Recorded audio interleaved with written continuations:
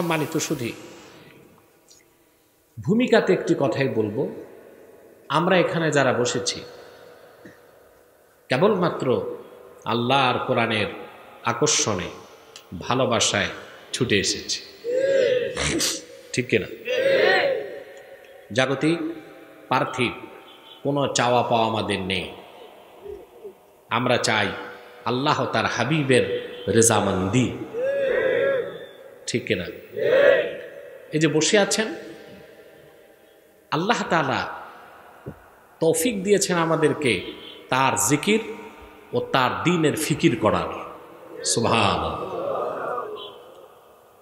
আল্লাহর কোরআনের বৈঠকে বসার চেয়ে শ্রেষ্ঠ কোনো জিকিরের হালকা হতে পারে না। পারে? আপনারা সকাল সন্ধ্যা হালকায় জিকির করেন, সকাল সন্ধ্যার জিকির খুব ফায়দা, এটা নফল। আর কোরআন কারীম যে জিক্র, সুবহানাল্লাহ, কোরআন তো আমাদের ঈমান, তাহলে এটা কত বড় জিক্র চিন্তা করা যায়? আরে জবান খুলে বলেন না, চিন্তা করা যায়? কোরআনকে আল্লাহ জিক্র বলেছেন। কি বলেছেন? জিক্র, জিকির না, জিক্র। আমরা বলি জিকির। কোরআনকে আল্লাহ কেমন জিকির বলেছেন? আল্লাহ পাক বলেছেন, وَمَنْ أَعْرَضَ عَنْ ذِكْرِي فَإِنَّ لَهُ مَعِيشَةً ضَنْكًا وَنَحْشُرُهُ يَوْمَ الْقِيَامَةِ أَعْمَى وَمَنْ أَعْرَضَ عَنْ ذِكْرِي, যে আমার জিকির থেকে মুখ ফিরালো, তার জন্য রয়েছে সংকুচিত রিজিক। আর সেই হতভাগাকে কাল কিয়ামতে আমি দুই চোখে অন্ধ করে হাসরে উঠাবো।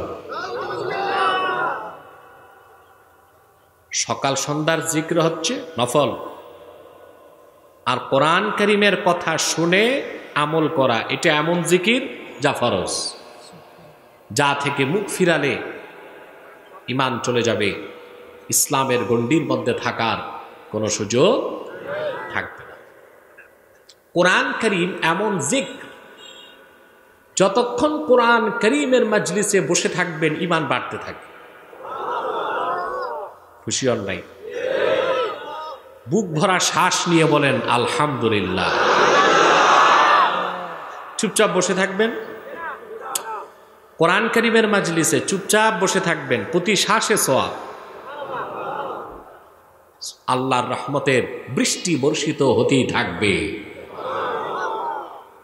হাসানাত, সাকানাত, বারাকাত, কারামাতের সব দরজা আকাশ থেকে খুলে যায়। আল্লাহ পাক কোরআন কারীমে বলেছেন, ইন্নামাল মুমিনুনা আল্লাযীনা ইযা যুকিরাল্লাহু ওয়াজিলাত কুলুবুহুম ওয়া ইযা তুলিয়াত আলাইহিম আয়াতুহু যাদাতহুম ঈমানাও ওয়া আলা রাব্বিহিম ইয়াতাওয়াক্কালুন। আল্লাহ পাক বলেন, প্রকৃত মুমিন তো তারাই আমার জিক্র। এই জিকির অর্থ আহকামুল্লাহ, কোরআনে আল্লাহর যে বিধানগুলো এসেছে এটা জিক্র। এই বিধানগুলো যখন তাদের সামনে উচ্চারিত হয়, আল্লাহর ভয়তে তাদের অন্তর নরম হয়ে যায়, ভীত সন্ত্রস্ত হয়ে যায়। আর যখন তাদের সামনে কোরআনের তেলাওয়াত হয়, তাদের ঈমান বাড়তে থাকে। সুবহানাল্লাহ। তা আপনাদের ঈমান বাড়তেছে? খুশি না বেজা? আমার ভাইয়েরা, কোরআন কারীমের মাজলিসে মানুষ যতক্ষণ বসে থাকে, তার জিন্দেগীর সগীরা গুনাহগুলো আল্লাহর হুকুমে মোচন হয়ে যায়। কোরআন কারীম শোনার কারণে প্রতি অক্ষরে 10 করে নেকি লেখা হয়ে যায়। আদবের সঙ্গে, ভক্তি শ্রদ্ধার সঙ্গে যদি কোরআনের মাজলিসে বসে থাকে, প্রতি শ্বাসে 10 করে নেকি আল্লাহ তাআলা দিতে থাকেন। মোল্লা জিয়ন লিখেছেন, বাড়ি যাওয়ার আগে যদি মৃত্যু হয়ে যায়, কোরআন কারীমের খাতিরে আল্লাহ পাক ওই বান্দাকে শহীদের মর্যাদা দান করে দেন। সুবহানাল্লাহ। এই যে সৌভাগ্য আল্লাহ পাক, জি সৌভাগ্য আল্লাহ তাআলা দান করেছেন আমাদেরকে, এতে আমরা খুশি না বেজার? বেশি না কম? আমরা খুশি, আমাদের মাবুদ খুশি, মাখলুকাত খুশি, ফেরেশতাকুল খুশি, সব খুশি, শুধু বেজার শয়তান। বেজার কে? শয়তানের সব চেষ্টা ব্যর্থ হয়েছে, এখন একটা চেষ্টা বাকি আছে। আজকে তো একটু পরই মোনাজাত, আমি তো হিসেবে আগে আসছি আপনাদের এলাকায়, অন্যান্য সময় তো একটু দেরি হয়ে যায়। এখন তো আমি রাতে প্রোগ্রাম দিতেই চাই না, দিনেই করি। এটা আমার ভাই, আজকে আপনাদের পীর সাহেব, সভাপতি সাহেবের প্রবল অনুরোধ এবং আমার প্রিয় সংগঠন তাহরিকে খাতমে নবুয়তের কর্মী যারা, তাদের ইচ্ছা ফাওয়ে প্রোগ্রামটা রাতেই করতে হবে। সেজন্য একটু আগেই চলে আসার চেষ্টা করি, কিন্তু মাদ্রাসার স্বার্থে আমাকে কিছু সময় স্যাক্রিফাইস করতে হয়েছে। আমি মনে করি অন্তত এই ওসিলা আল্লাহ তাআলা নাজাতের একটা বন্দোবস্ত আমাকে করে দিবেন। তো শয়তান বসে আছে, মুনাজাতের আগে উঠানো যায় কিনা, এত সওয়াব পাবেন আপনার, এটা কি তার সহ্য হয় নাকি? চেষ্টা করবে আপনাদের কুমন্ত্রণা দিয়ে উঠানো যায় কিনা। আমরা ন্যাক নিয়ত করে শয়তানের নাপাক গালে একটা চপেটা ঘাত করতে চাই। আমরা নিয়ত করছি কিছুক্ষণ পরে আজকের মুনাজাত করে গুনাহ মাফ করে নিষ্পাপ বেহেশতি আল্লাহওয়ালা হয়ে বাড়ি যেতে চাই। কারা কারা দুহাত তুলে আল্লাহ তাআলাকে দেখো। আল্লাহ পাক কবুল করুন, আল্লাহ পাক মঞ্জুর করুন, বলো আল্লাহুম্মা আমিন। আসুন আর দেরি নয়, আমরা সরাসরি মূল আলোচনায় চলে যাচ্ছি। আমার সঙ্গে আপনারাও তিলাওয়াত করুন, যেন প্রতিটি অক্ষরে নূর আল্লাহ পাক আমাদের সিনায় দান করে হৃদয়টাকে আলোকিত করে দেন কোরআনের আলোয়। বলেন আল্লাহুম্মা আমিন। করুন আউযু বিল্লাহি মিনাশ শাইতানির রাজীম। বিসমিল্লাহির রাহমানির রাহিম। ومن الناس من يتخذ من دون الله أندادا يحبونهم كحب الله والذين آمنوا أشد حبا لله صدق الله العظيم قرون صدق الله العظيم وصدق رسوله النبي الكريم ونحن على ذلك من الشاهدين والشاكرين والحمد لله رب العالمين। মাইক ভালো আছে? মাইক ম্যানকে বলে দাও ধরবে না মাইকটা। মাইক ম্যান আছে না ঘুমায়? কে মাইক ম্যান? এটা ভালোই চলতেছে, এটা ধরো না। তুমি এবং অন্যরা 3 ফুট দূরে বস। আমি কেশরাতে এসেছিলাম, আপনারা গিয়েছিলেন, সেখানে কিছু শয়তান, মানুষরূপী শয়তান যার আল্লাহর কোরআনের শত্রু, মাইকের তার কেটে ফেলেছে। কোরআন কারীমের মাহফিলে আল্লাহর বান্দাদের স্বতঃস্ফূর্ত উপস্থিতি কোরআনের শত্রুদের শরীরে আগুন ধরিয়ে দেয়, ঠিক না? হিংসা বিদ্বেষ, এই কারণে তারা চক্রান্ত তো করে মাহফিল কিভাবে পণ্ড করা যায়, সব চেষ্টা যখন ব্যর্থ হয় তো মাইক নিয়ে ডিস্টার্ব করে। কিন্তু আল্লাহ তাআলা রসিম রহমত, সেদিন আমাকে ধৈর্য আল্লাহ বেশি দিয়েছিলেন। আমি খুব কষ্ট করে বক্তব্য শেষ পর্যন্ত চালিয়ে গিয়েছিলাম, আলহামদুলিল্লাহ। বয়স তো 40 পার হয়েছে, এখন ধৈর্য চলে আসছে। আগে ধৈর্য রাখা কষ্ট হয়ে যেত আমার। প্রিয় সুধী, যে কথা বলছিলাম, আল্লাহ পাক কোরআন কারীমের ইরশাদ করেছেন, ওয়ামিনান নাসি মান ইয়াত্তাখিযু মিন দুনিল্লাহি আনদাদ। মানুষের মধ্যে এমন কিছু ভাগ্য বিপন্ন হতভাগা পোড়া কপাল আছে যারা মহান আল্লাহকে বাদ দিয়ে গায়রুল্লাহকে আল্লাহর সমকক্ষ বানায়। জোর আওয়াজে বলেন নাউযু বিল্লাহ। ইউহিব্বুনাহুম কাহুব্বিল্লাহ। তাদের প্রথম অপরাধ, তারা শিরক করে, আল্লাহর সাথে অন্যকে শরীক করে। দ্বিতীয় অপরাধ, তারা মুমিনগণ আল্লাহকে যেইভাবে ভালোবাসে সেভাবে আল্লাহর সাথে যাদেরকে তারা শরীক করে, দেব দেবী, প্রতিমা, ব্যক্তি বস্তু, নেতা, এইসব শিরকের সাথে সংশ্লিষ্ট বিষয়গুলোকে তারা ওই রকম ভালোবাসে যেভাবে মুমিনগণ আল্লাহকে ভালোবাসে। ওয়াল্লাযীনা আমানু আশাদ্দু হুব্বাল লিল্লাহ। প্রকৃত মুমিনগণ একমাত্র আল্লাহকেই চূড়ান্তভাবে ভালোবাসে। বলেন সুবহানাল্লাহ। পিছনে কথা বন্ধ করো, আওয়াজ একেবারে বন্ধ করো। ইউটিউব ভাই বসো, একেবারে বসে যাও। তোমার মাথার টুপি না, ভিডিওর টুপি। এটা ক্যাপটা দিয়েছে ভিডিওর উপর যেন কুয়াশার পানি না পড়ে। তাদেরও তো সুযোগ দিতে হবে, হবে না? প্রিয় সুধী, আল্লাহ পাক কি বলেছেন এই আয়াতে, এই কথাগুলোতে উদ্দেশ্য কি? মহান আল্লাহ সুবহানাহু ওয়া তাআলার সাথে কোনো কিছুকেই আল্লাহর সমকক্ষ করা যাবে না।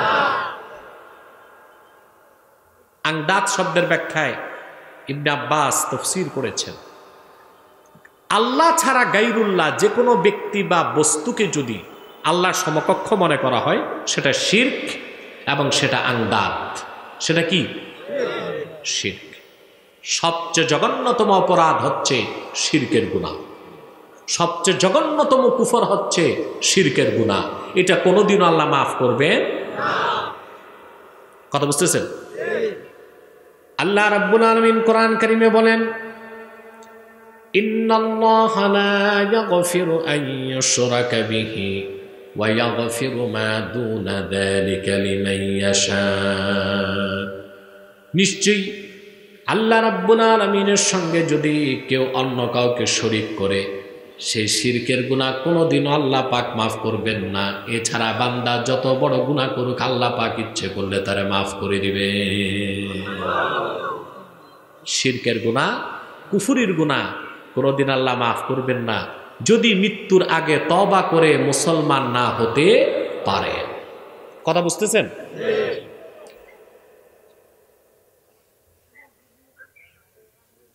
বসে যান। রাসূল করিম সাল্লাল্লাহু আলাইহি সাল্লামের একজন সাহাবী ছিলেন, তার নাম ওয়াহশী। কি নাম? ওয়াহশী। ওনার ব্যাপারে সিরাতের কিতাবে এসেছে হযরত আমির হামজাকে তিনি শহীদ করেছিলেন। উহুদ যুদ্ধে রাসূল করিম সাল্লাল্লাহু আলাইহি সাল্লামের ৭০ জন সাহাবী শহীদ হয়েছিলেন।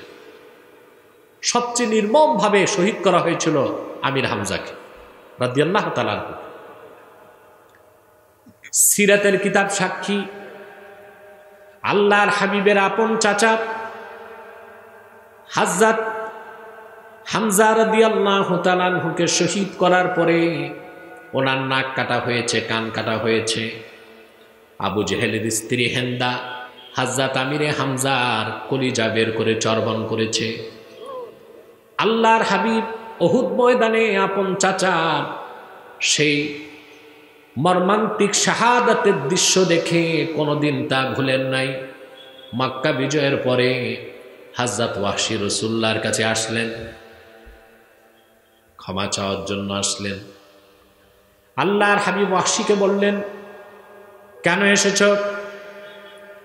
তিনি বললেন, আমি ঈমান আনার জন্য এসেছি, ইসলাম কবুল করার জন্য এসেছি।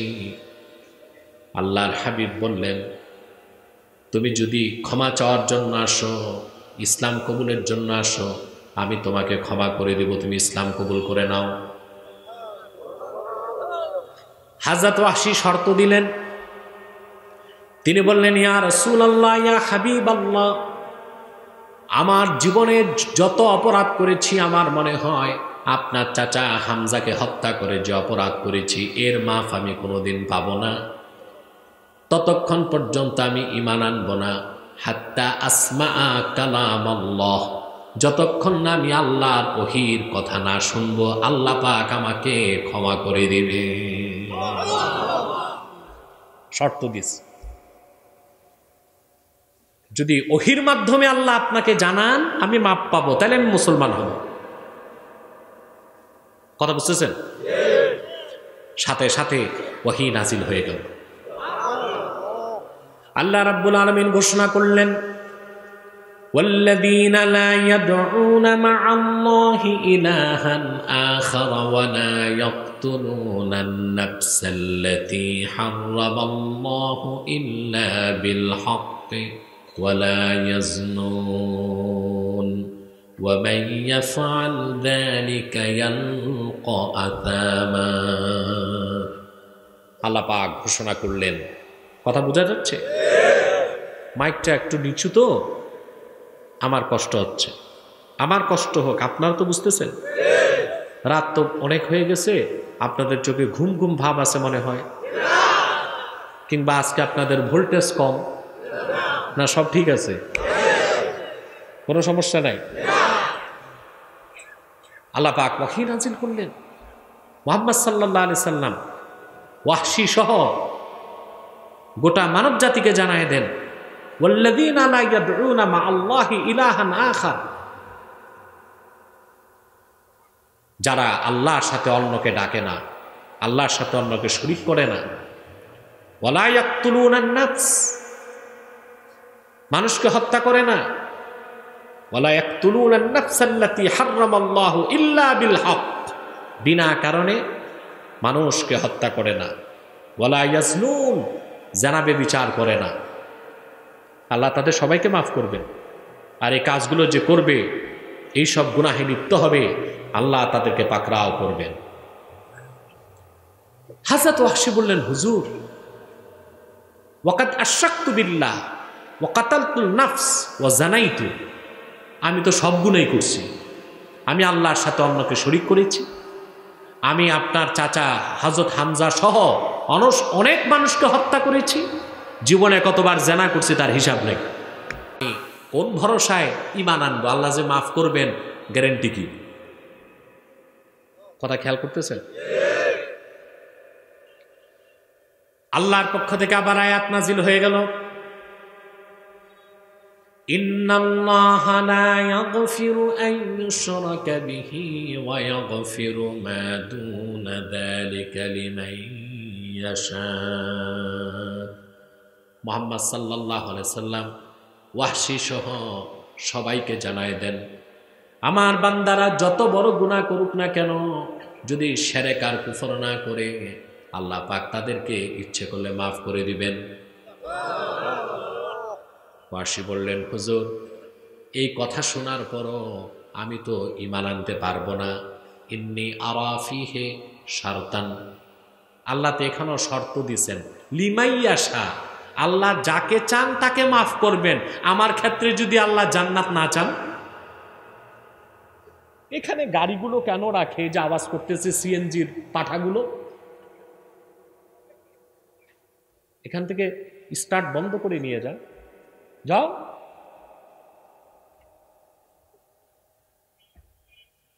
ডেড ফেল গাড়ি নিয়ে আসছে এখানে, এটা হয় মাথায় করে সরাক, ধাক্কা দিয়ে সরাক। কথা খেয়াল করতেছেন? ওয়াহশী বললেন, আল্লাহ তো শর্ত দিয়েছেন লিমাইয়াশা, আল্লাহ যারে চান তারে মাফ করবেন, আমাকে যদি না চান। কথা তো ঠিক। আল্লাহ রাব্বুল আলামিন আবার আয়াত নাজিল করে দিলেন, সুবহানাল্লাহ, قل يا عبادي الذين أسرفوا على أنفسهم لا تقنطوا من رحمة الله ইন্নাল্লাহা ইয়াগফিরুদ-দুনুবা জামিআ ইন্নাহু হুয়াল গফুরুর রহিম।